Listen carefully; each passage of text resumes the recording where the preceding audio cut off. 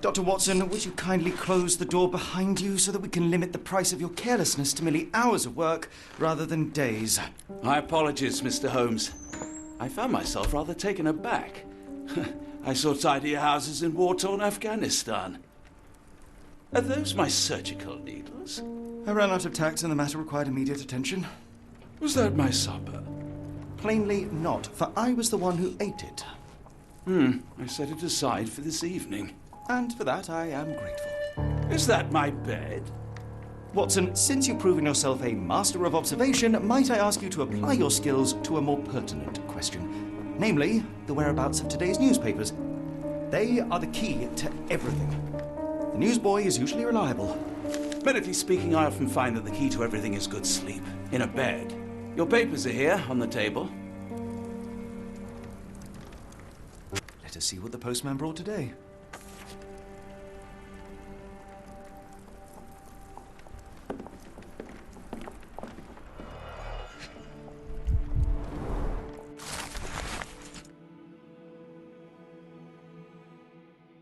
Local gossip, all of it uninteresting. Your order from Barnes' bookshop has arrived, Doctor. Barnes insists on delivering the books to our door, even though we could easily walk to his shop. Another letter It's from good service. Werner. I never reply, but they keep coming.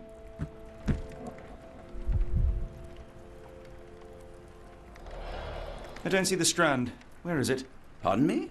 I am on the precipice of uncovering a pattern of crime across London spanning many months and involving many men. The missing paper cannot be a coincidence. That's preposterous. My dear fellow, life is infinitely stranger than anything which the mind of man can invent. Well, life used your newspaper to wipe its posterior, so after that unpleasant discovery this morning, I disposed of it. But in lieu of the Strand, perhaps I can deliver you something equally tantalizing. I have just returned from a patient of mine, Captain Stemwick, who... No, that will not do. Grab your coat, Dr. Watson. Let us hope nobody has collected the dustbin.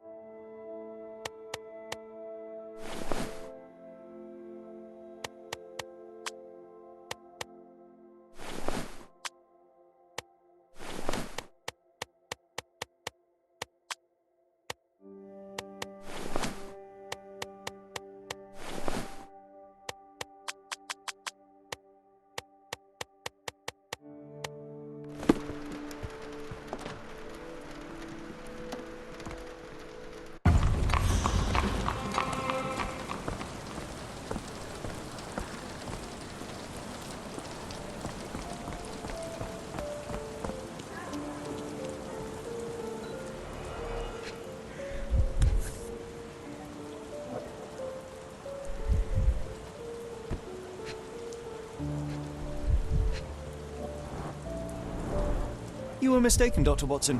The paper was indeed dirtied, but not how you implied. It's potting soil.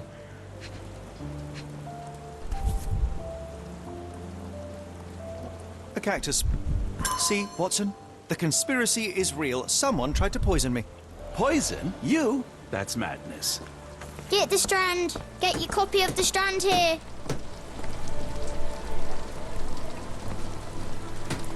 Sorry, Mr. Holmes. I just sold my last paper. Blast. Then why are you still here? Boss pays by the hour. No sense in returning early. You're a bright child. I presume you see everything that goes on around here? Nothing gets past me, mister. Then tell me, did you notice anyone suspicious at my door this morning? Like the man with your newspaper? Precisely. What do you know? I know the value of a shilling. Dr. Watson, Cool, now I can take the day off. Did you see what he was up to? Nah, not really. I saw him approaching your house, but I had a customer. Then there's a loud bang. I ducked down. Not because I was scared, because I wasn't. I had to protect the merchandise, and all I could see was him kneeling at your door. Can you describe the man you saw? He was carrying a lot of books. Up to his chin they were. Never heard of a well-read assassin. Looks can deceive. Hence the appeal of disguises.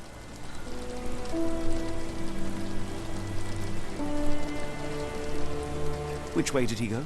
Not sure. I was distracted by customers. Sorry. All right. You earned your shilling. That'll be all. Thanks, Mr. Holmes. Maybe I could be your eyes and ears, if you have more shillings. Get the Strand! Get your copy of the Strand here!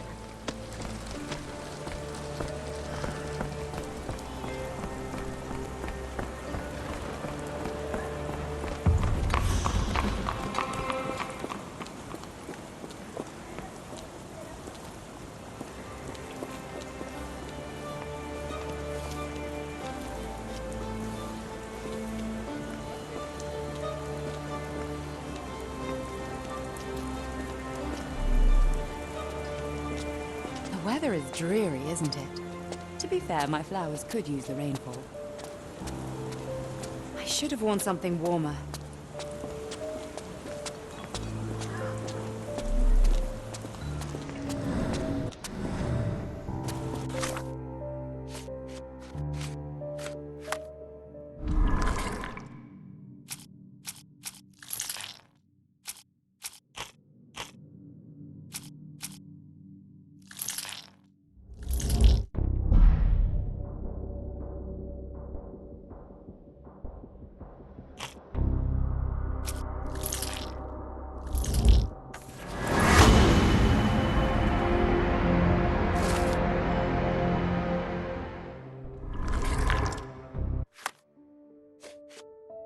Come now, Mr. Holmes. Murder? Yes, Barnes has his quirks, but he also has his scruples. Not every pawn knows it's part of a game.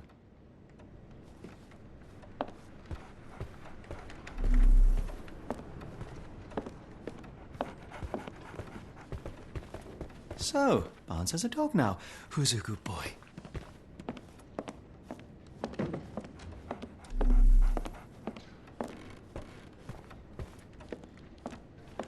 I could hardly imagine anything more macabre.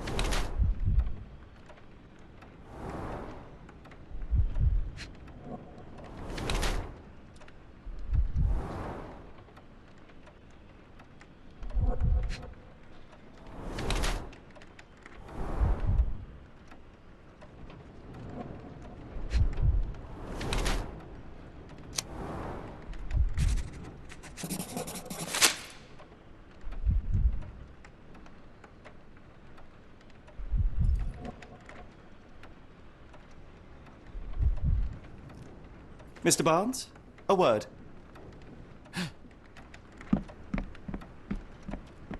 Ah, for goodness sake.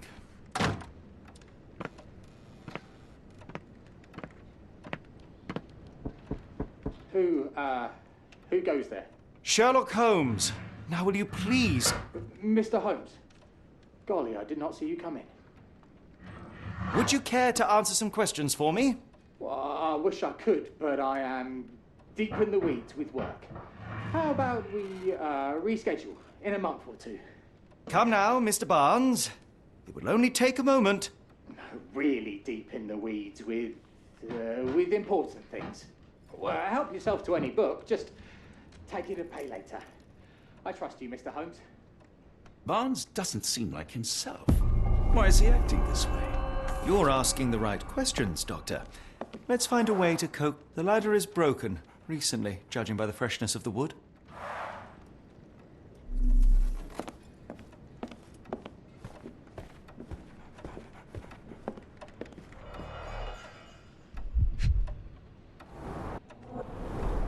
Basics of cryptoanalysis, cryptography in Egypt. It appears Barnes has an interesting hobby.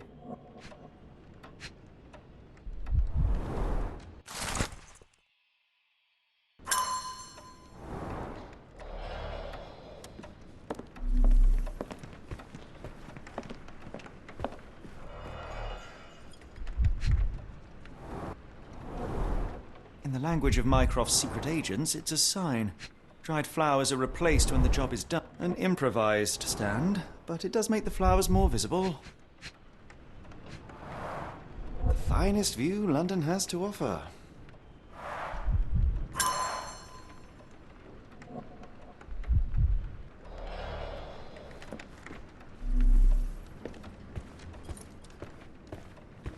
Barnes has always been a little odd, but this is uncharacteristic even for him. We're looking for a cactus needle in a haystack. A spine in a book stack? No, come on, Watson, think.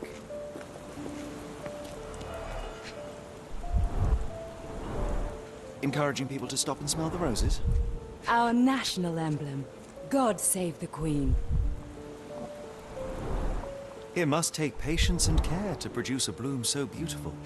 I imagine so. I merely sell them. The pot is damaged. The blow was severe, but softened by something.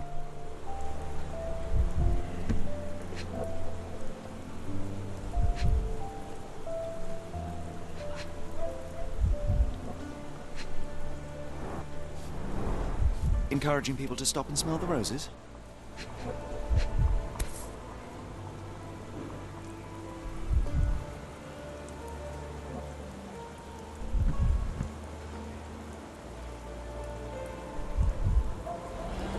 Anything tickle your fancy, Mr. Holmes?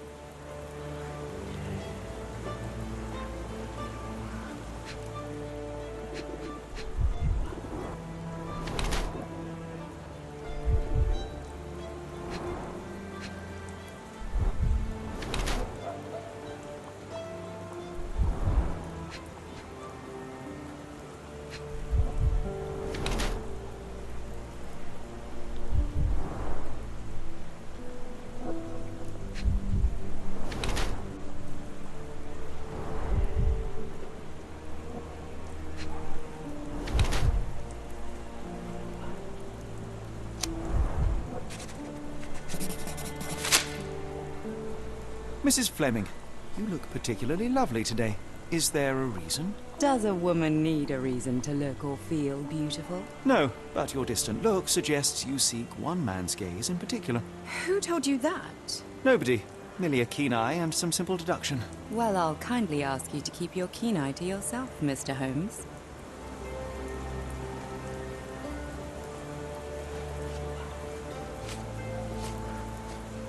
Are you sure you're asking the right person? I'm just a flower seller. What do you make of the flowers in Barnes' shop window? Well, they could use a bit of water. Do they mean anything to you? Mean anything how? I'm not sure I follow, Mr. Holmes. Why do you think they're there? Are you suggesting the flowers are for me? It seems likely, does it not? Oh, I hope you're right.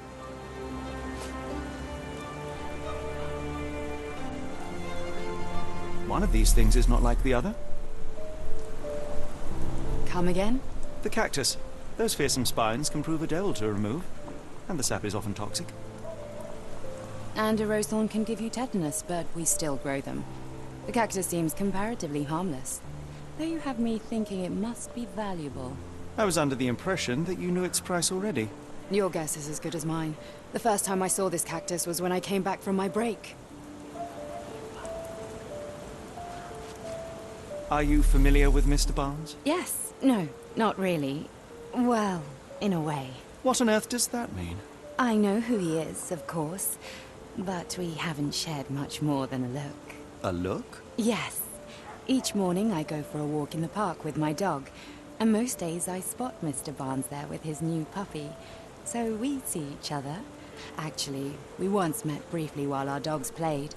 He was quiet and seemed unsteady as he approached, but since then, we've never spoken. I often see him staring through the shop window. Sometimes I wonder what he thinks about that would etch such longing onto his face.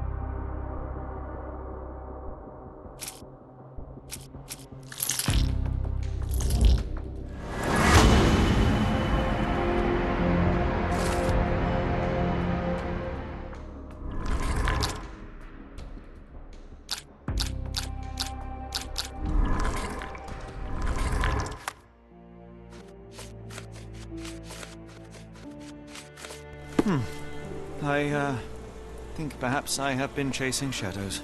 Do not despair, Mr. Holmes. Even the best of us make mistakes. We better tell Mr. Barnes what we've learned.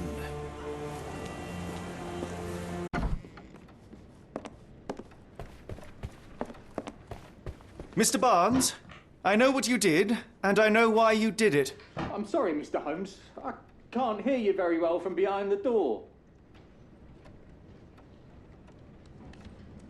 You ordered a cactus from the plant catalogue and then left it for Mrs. Fleming as a gift. You place flowers in the window to get her attention and wear high heels to appear taller and more desirable. You are her secret admirer.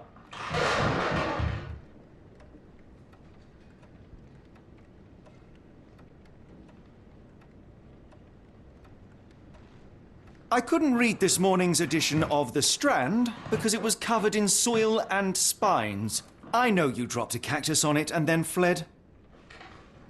Barnes, it's Dr. Watson. Rest assured we are not interested in disclosing your personal affairs to anyone, including Mrs. Fleming. Please come out. All right, then.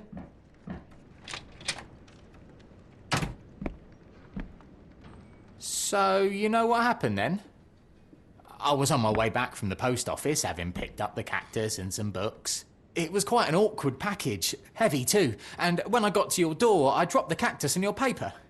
Forgive me. I needed that paper to prove a theory and prevent a crime.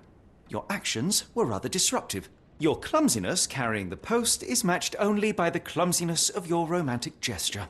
Oh, it's true. I am useless with this sort of thing. I'm not even sure if Mrs. Fleming noticed.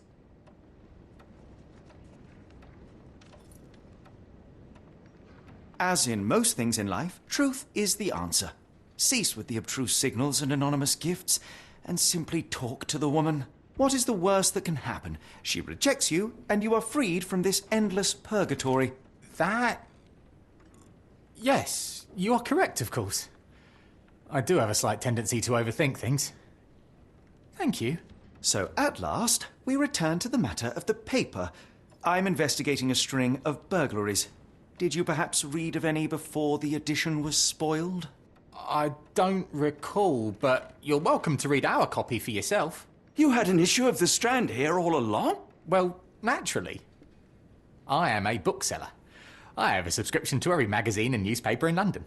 So you ought to be familiar with the concept of burying the lead. Oh no, my apologies, Mr. Holmes. I'll make it up to you however I can. I am an expert on obscure languages and translation and Yes, okay. Just give me the paper.